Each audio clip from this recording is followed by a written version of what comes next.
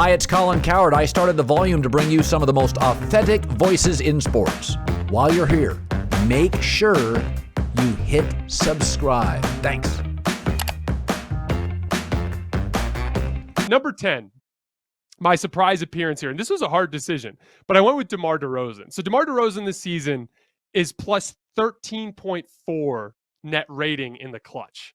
That's how good the Bulls have been with DeMar DeRozan on the floor. If you take just his clutch minutes and you look at his scoring on a per 36 minute basis, he's scoring at a rate of 39.5 points per 36 minutes on 64.2% true shooting. That is unfreaking believable. And what's so interesting to me about the DeMar DeRozan thing is he has had so many he has fallen flat on his face so many times in his career in the postseason that you would think he'd be the kind of player that's just kind of what he is. It's kind of like the James Harden effect. It's like year after year, same thing. DeMar's doing the exact opposite. It's almost like he's playing like he has nothing to lose. He's playing so free. It's like a confidence that has come with age for him. And when it comes down to it, when I'm ranking the best players in the league, one of the important skills I'm going to look at is isolation scoring and playmaking. And DeMar DeRozan is really, really good at both of those things. His playmaking kind of started to develop towards the end in Toronto, really took a leap when he was in San Antonio. Now he's a problem. He's going to be able to score if you leave him in isolation, and he's going to be able to create shots for his teammates. That automatically is going to put you in a short list of the best players in the league. The reason why he's so low is this is a guy who can't really impact the game much defensively relative to some of his peers. Number 9, I have Ja Morant. So I did a little thing on Ja Morant last week. A lot of people compare him to Derrick Rose. A lot of people compare him to Russell Westbrook. A lot of people compare him to John Wall. I don't see that at all.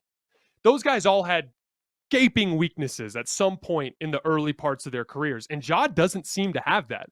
I remember there was a little bit of a conversation about the fact that Ja can't shoot. Well, guess what?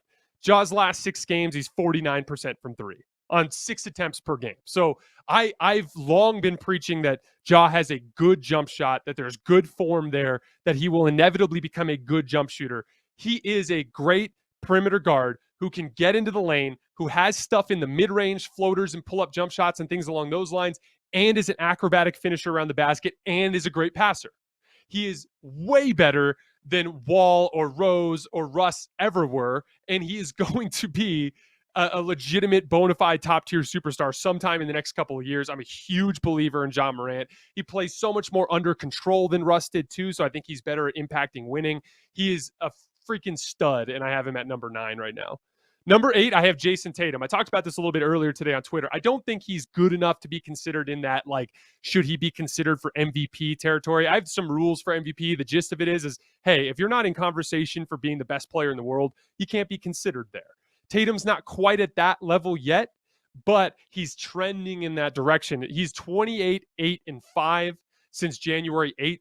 And during that span, he's shooting 59% true shooting. He's turned into a legitimate bona fide two-way superstar wing. And the biggest improvement, and one of the biggest reasons why the Celtics are playing so much better lately, we have a special video about this coming out later this weekend, but Jason Tatum is becoming a much better playmaker. He's handling double teams a lot better. He's reading the floor better. He's playing a lot more under control, and that's giving him the ability to handle the difficult defensive coverages that come with being a superstar.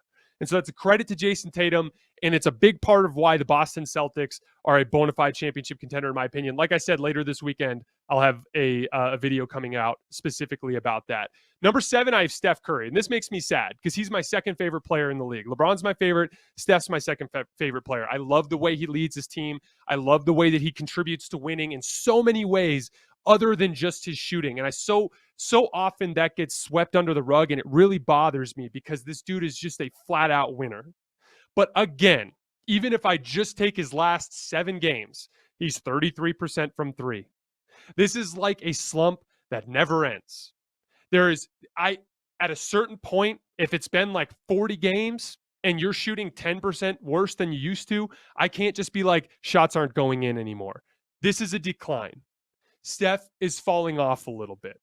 I still think he's one of the top 4 or 5 guys that I would want in a playoff series if I had to just have a player for 7 games. But because of his physical limitations and because of his decline in shooting, I don't think you can realistically call him a top-tier superstar anymore, which sucks. Like I said, it makes me sad. It's just the reality, and I think we have to acknowledge it at this point. Number 6, I have Luka. Luka is starting to hold up a lot better defensively at his position. He is probably the most devastating slow down, half court, switch everything offensive player that we have in the league. Because of his combination of size and skill, and because he can score from literally any spot on the floor, he's just incredibly difficult to guard when he can just hunt and look for switches and attack guys.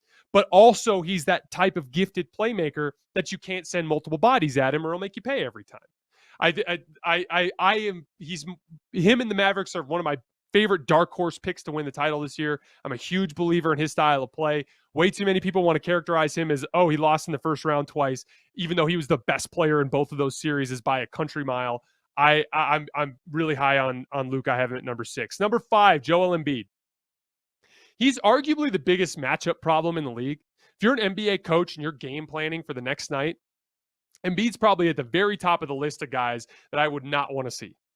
I can't even imagine from a game planning perspective how you could hope to keep him in single coverage. There are probably only 2 or 3 players in the entire league that you could put on Embiid in single coverage. Maybe Giannis, maybe Anthony Davis, maybe. But I've seen Embiid give Anthony Davis major problems. So the point is like, from that standpoint, you can bank on having to send multiple bodies at Embiid for the entire series. That instantly makes him a top-tier superstar.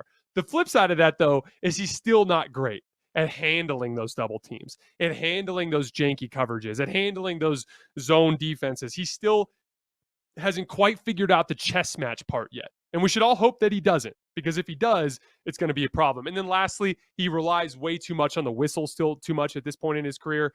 That will always be an issue in the postseason when the refs just simply don't fall for foul baiting as often. That's why I have him down at number 5. Number 4, I have Nikola Jokic. He's my MVP this year. A couple things with Jokic, and this is the reason why I have him down below at 4 when so many people have him so high. I understand that he's been the best regular season player in basketball this year. I think he's actually been that guy by a comfortable margin. I understand that all the advanced metrics say that he's having one of the best seasons of all time. But we have to differentiate between playoff basketball and regular season basketball, especially with big guys who play the center position. For instance, Rudy Gobert. Rudy Gobert is the best defensive player that we've all seen in this era in terms of like your rim protecting traditional big tall center guy, right? But we've seen when you play against a 5-out team, it's really easy for teams to scheme around that. Doesn't mean that Rudy becomes unplayable. That's an inaccurate characterization. But it's easier to game plan around him. The same thing goes for Nikola Jokic. A huge part of why Nikola Jokic has taken a leap as a player, a huge part of why his teams are winning, is he's become a very good drop coverage big. He's very good with his hands. He's deceptively good at positioning himself around the basket to bother guys, even though he's not a great vertical athlete. But again, in a postseason series, they're going to find a way. He's going to end up in matchups that put him in 5-out scenarios where he has to cover a lot of ground, and he's going to struggle in those scenarios. I truly believe he will, which is why it's part of why we have to differentiate between, again, playoff basketball and regular season basketball.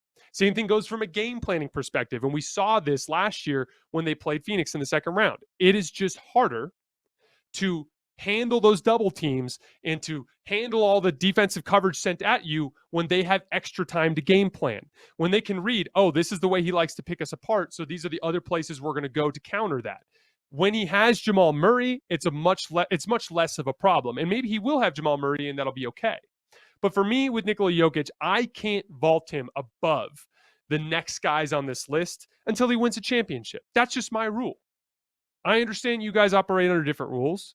If you want to say that Jokic is better than Giannis, be my guest. If you want to say he's better than KD, be my guest. But for me, I'm going to wait until he hoists that trophy, which is why I'm getting to number 3 now. I'm getting to LeBron, a guy who's hoisted the trophy 4 times.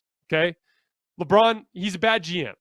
We've seen that proven this season once again, as his priorities and what he envisioned for the roster ended up not being what the team needed. It's not all his fault. A lot of it's Rob, a lot of it's Jeannie, but LeBron's partially responsible for the roster being the way that it is. But even though he's been a bad GM this year, he's been a very good player. I tweeted this out the other day. The top 4 scorers in the league are all averaging over 29 points per game. It's Embiid, Giannis, Kevin Durant, and LeBron. They're all averaging over 29 points per game and over 60% true shooting. How insane is it that LeBron, in his 19th season, with all the mileage on his body, is still doing this? I was looking it up before the game. When he got hurt in the Brooklyn Nets game. In every game since the Brooklyn Nets game, he's averaging over 30 points and 52% shooting on a bum knee. How insane is that? That at his age, with all the mileage, with the injury, he's still able to do this. I would have to see a significant decline from LeBron in order for me to drop him below that top tier because of his postseason resume and because of the fact that he is still doing what he's doing at his age. Now, why do I have him at 3? Because he's pretty much completely let go of the defensive rope at this point in the season. That has to be factored in here. I can't, in good faith, put him ahead of guys right now that are just simply playing better basketball. Which brings me to Giannis at number 2. This guy crosses every box for being the guy who should be considered the best player in the world, right? Just won the title, just scored 50 points in game 6, unbelievable defensive player, crosses all the boxes that we look for in terms of a guy that would be considered a best player in the league. But there's one reason I have him at number 2, and it's because the last time I saw him in a playoff series against Kevin Durant, they played 7 games, and I thought Kevin Durant was better. I thought Kevin Durant was clearly better, and I thought if he wasn't completely injury decimated from his role players, I think he would have won that series, and I think he would have won the trophy at the end of the day. Which brings me to my number 1, Kevin Durant. I think this guy very much clearly deserves to this recognition at this point. I thought he deserved to win MVP before he sprained his knee. He was playing the best defensive basketball I've seen him play since 2017. Go look at those early Nets games. They were winning with defense. Joe Harris was out. James Harden was barely playing. Kyrie Irving was completely out. They were winning playing defense and with Kevin Durant playing MVP level offensive basketball.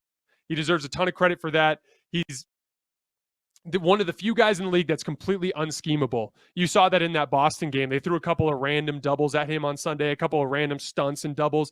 He splits everything because he's so comfortable with the basketball. He's a much better passer at this point in his career than he's ever been. He's the best player in the league, in my opinion. I don't think that the Nets have enough juice or enough time to get their things together to win the trophy this year, but I think he deserves to be considered the best player in the world at this point. And as is always the case, we'll revisit this after some playoff basketball when guys have a chance to move around a little bit.